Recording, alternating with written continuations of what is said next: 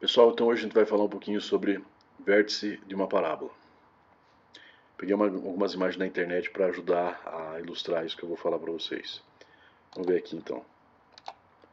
Comportamento de uma parábola.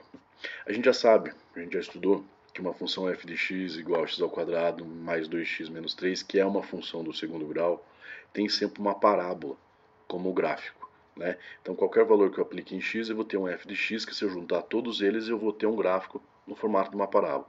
Se o a dessa minha função for positivo, a concavidade dessa minha parábola vai ser voltada para cima, conforme essa está aqui.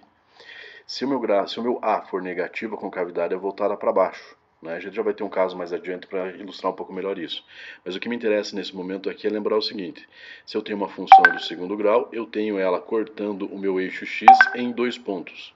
Este ponto aqui no menos 3 e esse outro ponto aqui, que é o 1, vão ser as raízes da minha equação. Né? Se eu pegar essa parte aqui e igualar a zero, eu vou ter menos 3 e 1 como x' e x duas linhas. Né? Acredito que vocês lembram, a gente já fez atividade sobre isso em outros momentos. O que mais eu preciso saber disso aqui? Quando eu estou estudando a parábola de uma função do segundo grau, eu tenho que observar sempre que essa minha parábola, se ela tiver com cavidade voltada para cima, como é o caso dessa aqui, pelo o a ser positivo, ela vai estar descendo até chegar num certo ponto que ela vai começar a subir.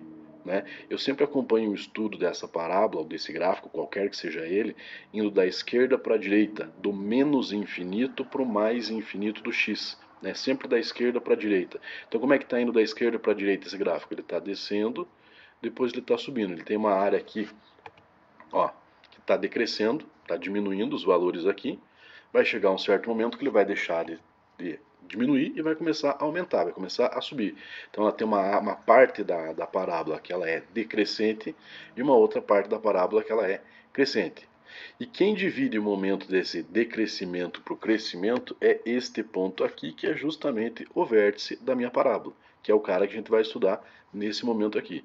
Ele é sempre importante para fazer justamente essa divisão, de onde ela deixa de descer e começa a subir, ou, deixa eu passar o slide aqui já, ó, quando eu tenho uma concavidade voltada para baixo, ela deixa de subir e começa a descer.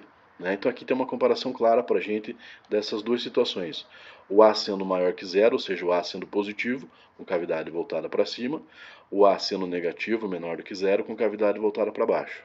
Quando eu tenho uma concavidade voltada para cima, como é o caso desse aqui, eu tenho um ponto que é o vértice, que é o que a gente chama de ponto mínimo, valor mínimo. Quando eu estou falando alguma coisa mínima, tipo, ele está descendo até o menor valor possível, daí ele começa a descer novamente. Né? Esse ponto é o vértice. Mesma coisa nesse outro, só que ao contrário. A concavidade voltada para baixo, quando o A é negativo, ela está subindo, subindo, subindo, até que chega um ponto, ela deixa de subir e começa a descer. Esse ponto lá em cima, que é o vértice, é o maior ponto, é o valor máximo, o ponto de máximo que eu vou ter da minha função. Né? Então eu só tenho o valor máximo para quando eu tenho o A positivo e eu só tenho o valor mínimo para quando eu tenho o A negativo. Né? Como é que eu vou determinar este vértice? Está aqui a minha relação. Então aqui está mais um exemplo. Tenho aqui uma parábola em verde. A função dessa minha parábola está descrita aqui, uma função genérica, ax ao quadrado mais bx mais c. Né? E as coordenadas desse vértice, o vértice é um ponto, então ele vai ter no valor x dele e o valor y dele. Vai ser sempre a partir dessa relação que está em vermelho. Como é que vai ser? Menos b sobre 2a para eu achar a coordenada x dele, ou seja, desse ponto aonde ele vai tocar aqui no eixo x, né? E menos delta sobre 4a. Esse delta é o mesmo que está dentro da raiz quadrada da fórmula de Bhaskara, lá, b ao quadrado menos 4ac. Né? Então esse cara aqui, essa relação aqui vai determinar o y desse ponto. O y vai ser a coordenada que vai estar a projeção desse ponto lá no eixo y. Então ele vai ter uma projeção aqui e uma projeção aqui, que são essa e essa coordenada que eu vou ter no meu vértice. Beleza?